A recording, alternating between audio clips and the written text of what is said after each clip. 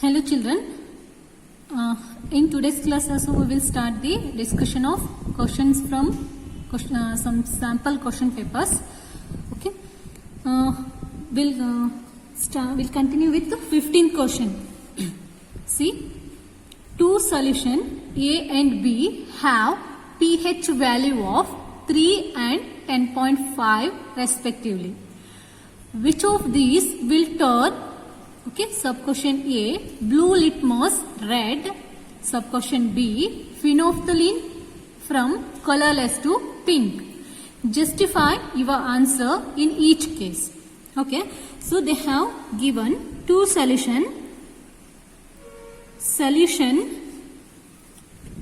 A and solution B.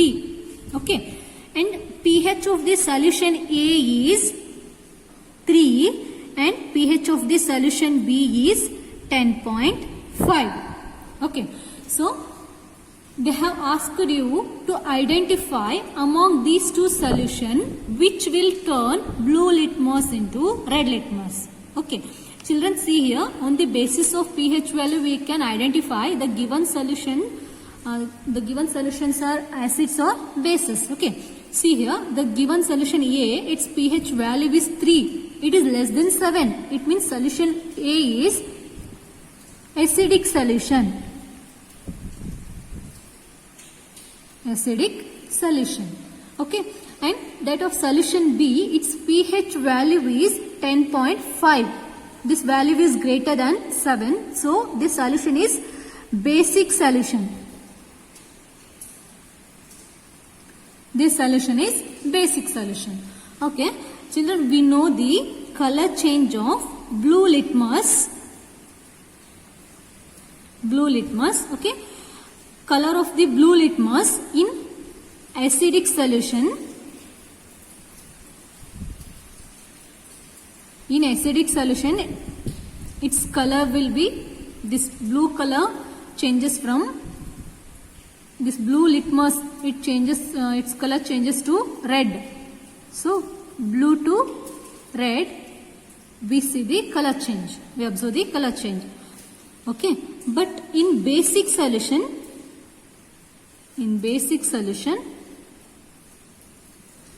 its color remains as it is. There is no change in the blue color of the blue litmus. Okay, so you should remember this. Okay. Next, that is phenolphthalein.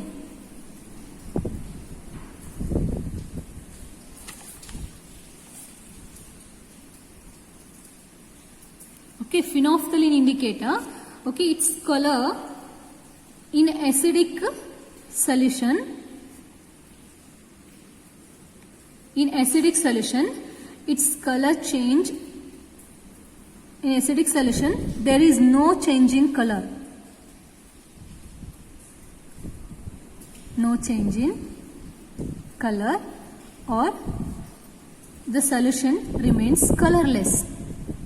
In acidic solution, if we add this phenolphthalein indicator, okay, there is no change in the color. But what happens in basic medium?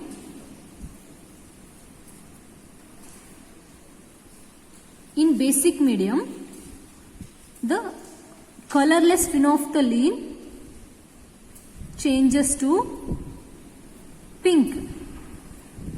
Colorless phenolphthalein changes to pink. Okay, so you should remember, you should know these two changes of blue litmus, color change of blue litmus and phenolphthalein in acidic as well as in basic medium. So here in first question they have asked you to identify the solution which turns blue litmus red. Okay, here we have to consider this one pH value. Okay, we know that if the blue litmus changes its color from blue to red, means obviously this color change is observed in case of acidic solution. This color change is observed in case of acidic solution. Okay, so here see children, we have to see the pH value. Solution A is having pH value 3, it is less than 7. So it is the solution A is the acid here. And therefore solution A changes blue litmus to red. Okay. Next we have to see the solution which changes the phenolphthalein, colorless phenolphthalein into pink. Okay. So phenolphthalein, you can see here, color of the phenolphthalein changes from color to pink only in basic medium. So in these two solutions we have to see the pH values of these two solutions and we have to identify which is base. Here solution B is the base because its pH value is 10.5. It is greater than 7. So the solutions which are having the pH value between 7 to 14 are said to be bases. So here solution B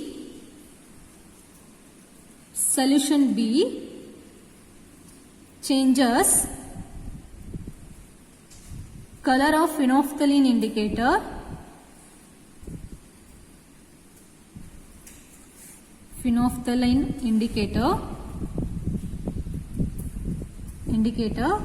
from colorless to pink.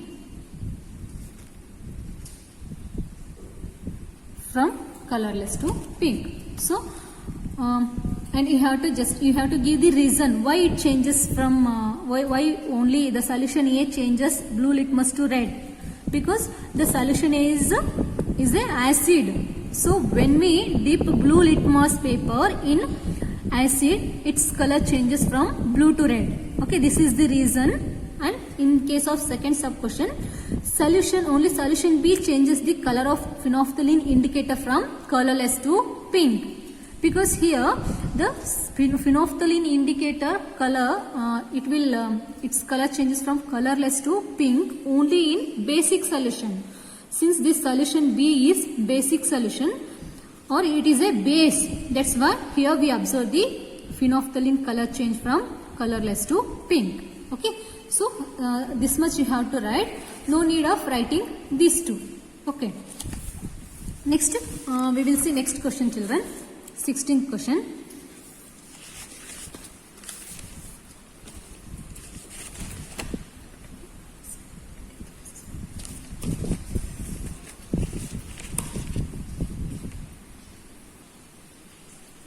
Okay, children, we'll see the 16th question. What happens when sodium hydrocarbonate solution is heated? Write the chemical equation. Okay.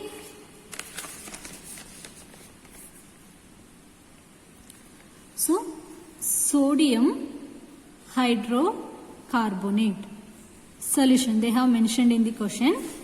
What happens when sodium hydrocarbonate solution is heated? They have given the sodium hydrocarbonate solution. Okay. So, therefore it is aqueous solution. Okay. When it is heated, if we write delta or a triangle, this indicates the heating. Okay, this symbol indicates the heating. And if you write H mu, it indicates the in presence of sunlight. H mu in presence of sunlight. Okay. So here this sodium hydrocarbonate, when this aqueous solution is heated, it undergoes decomposition and it forms sodium carbonate, water and carbon dioxide. Okay. So it forms sodium carbonate, water and carbon dioxide. Okay. Here this is liquid and this is gas, carbon dioxide gas. Okay. Children, actually this chemical equation is not balanced, so we have to balance this chemical equation. So see here only one sodium atom is there in reactant side, but in product side 2 sodium atoms are there. So here we have to multiply this whole sodium hydrocarbonate by 2, balance the multiply by 2 to balance the number of sodium atoms in reactant side and number of sodium atoms in product side. Okay, so now sodium atoms are balanced. Now we have to balance the hydrogen. See here 2, so 2 hydrogen atoms are there in reactant side. If you see in product side, here also 2 hydrogen atoms are there. Okay, next if you see carbon, here 2 into C. Okay, 2 carbon atoms are there in reactant side. In product side, here 1 and here 1. Okay, in sodium carbonate 1 carbon, in carbon dioxide another carbon. 1 plus 1, 2 carbon atoms are there in product side. Okay, so sodium atoms are balanced, hydrogen atoms are balanced and carbon atoms are balanced. Now we have to balance the oxygen atoms in both the sides. See, 2 into 3. How much? 2 into 3. 6 oxygen atoms are there in reactant side. So now we have to count the number of oxygen atoms in product side. In this compound, in sodium carbonate, if you take here 3 carbon atoms, 3 oxygen atoms are there, O3. So 3 oxygen atoms are there. Here 1. So 3 plus 1, 4. And in case of carbon dioxide, 2 oxygen atoms are there. So 3 plus 1 plus 2. Okay, total 6 oxygen atoms are there in product side. So now the number of oxygen atoms are also balanced. Okay, this is the chemical equation for the decomposition of sodium carbonate. Okay, and this decomposition of sodium carbonate, it takes place on heating. Okay, so this decomposition reaction is said to be thermo-decomposition reaction. Thermo-decomposition reaction. Here, decomposition of the sodium hydrocarbonate takes place on heating. Okay, on heating, we are providing the thermal energy to decompose the sodium hydrocarbonate into sodium carbonate, water and carbon dioxide. Okay, this is what reaction happens during the decomposition of the aqueous solution of sodium hydrocarbonate.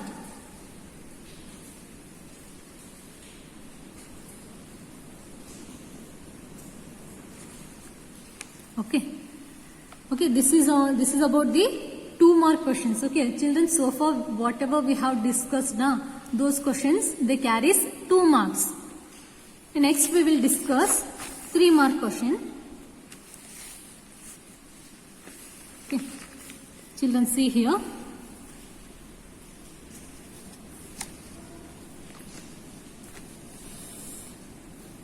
Identify the compound of calcium which is yellowish white powder and is used for disinfecting drinking water. Write its chemical name and formula. Okay, how is it manufactured? Write the chemical equation for the reaction involved. Also list two other uses of the compound. Okay, children, they have given you clue. Okay, identify the compound. They have given you a compound of a calcium which is yellowish white powder. Okay, this calcium compound is yellowish white powder and is used for disinfecting drinking water.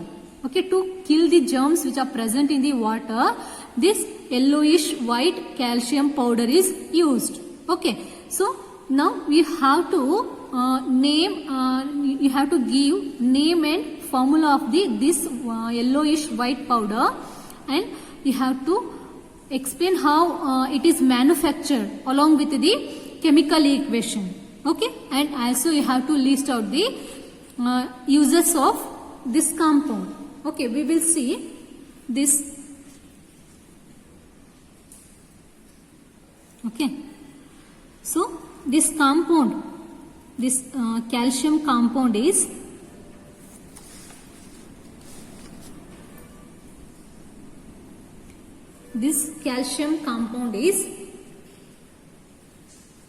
bleaching powder.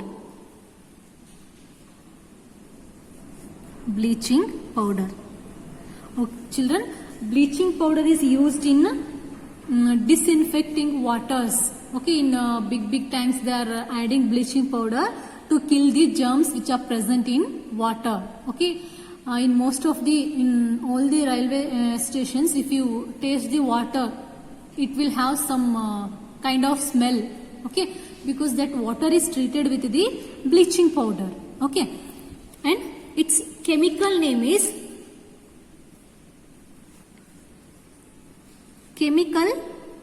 of this bleaching powder is calcium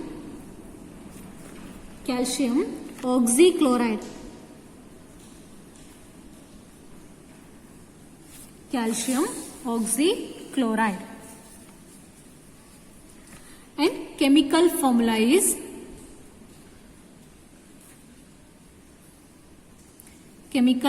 of this calcium oxychloride is CaOCl2. Okay, and now we have to explain how it is manufactured. Or we can say preparation of calcium oxychloride. Okay, calcium oxychloride is prepared by treating slaked lime. It is the common name of this compound, and its chemical name is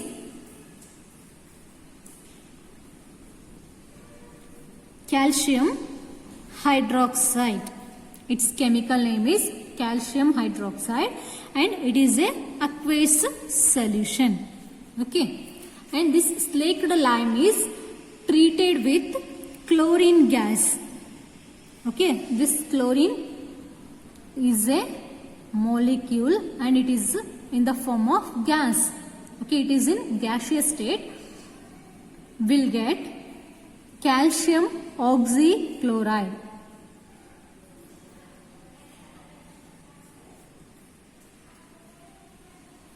Calcium oxychloride and water. It is aqueous. This is solid. Okay, it is a powder.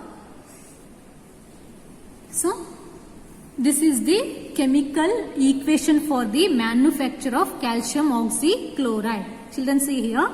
Here, slaked lime or calcium hydroxide. Slaked lime is the common name of calcium hydroxide, and calcium hydroxide is the chemical name of this compound. Okay, when this slaked lime is treated with chlorine gas, we'll get calcium oxychloride and water.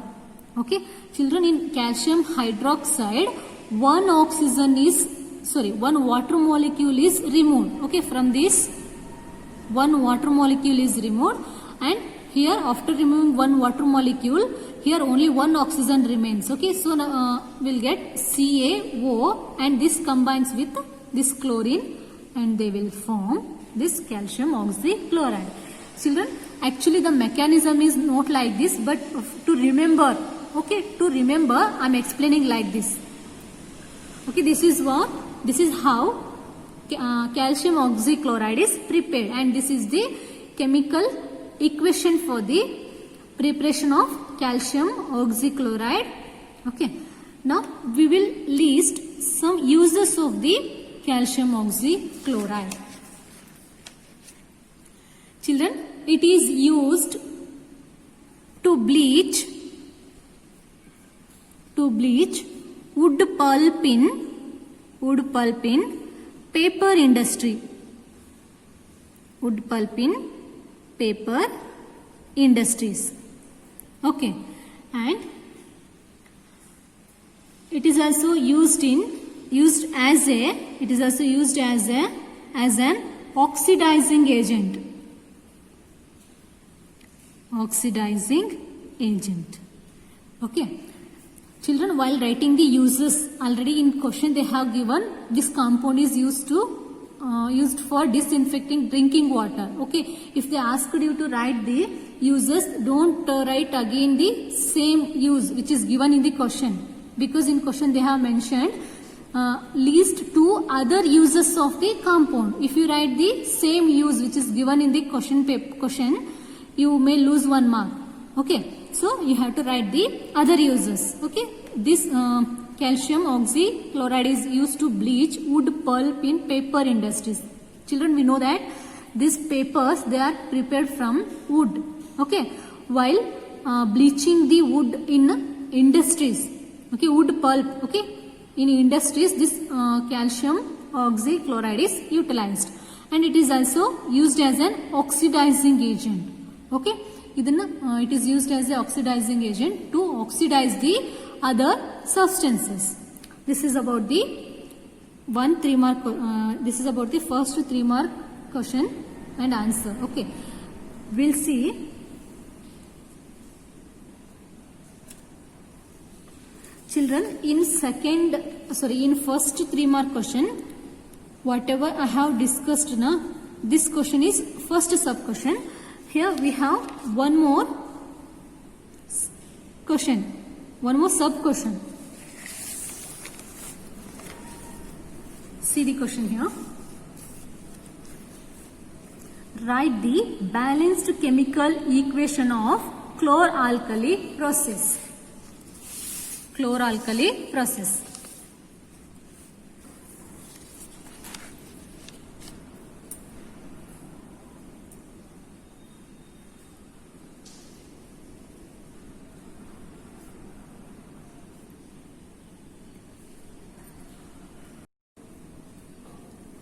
Children, see here, in chlor-alkali process,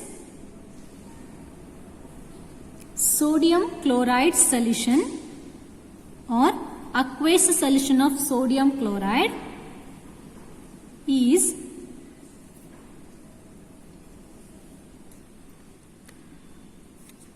placed in water. Okay, this is aqueous, this is also liquid. Okay, this one aqueous solution of sodium chloride, it is also known as brine solution. Brine solution is nothing, it is a aqueous solution of sodium,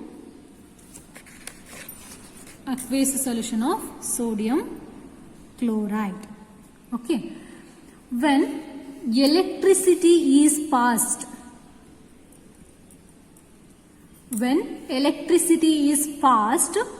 through an aqueous solution of sodium chloride or brine solution, it decomposes to form sodium hydroxide solution,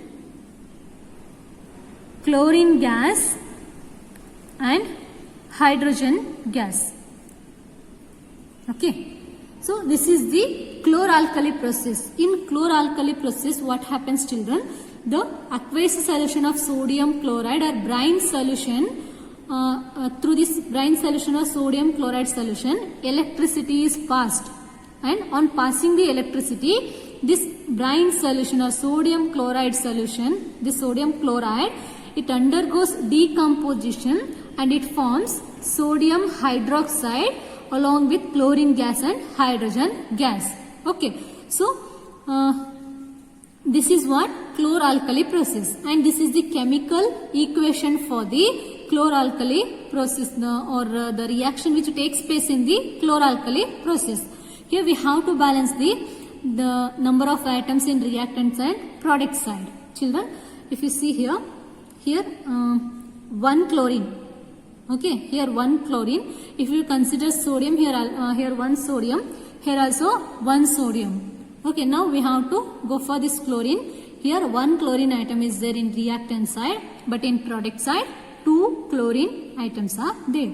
So to balance, this whole sodium chloride molecule is multiplied by 2. Okay, Now chlorine atoms are balanced. Here 2 chlorine and here 2 chlorine atoms are balanced.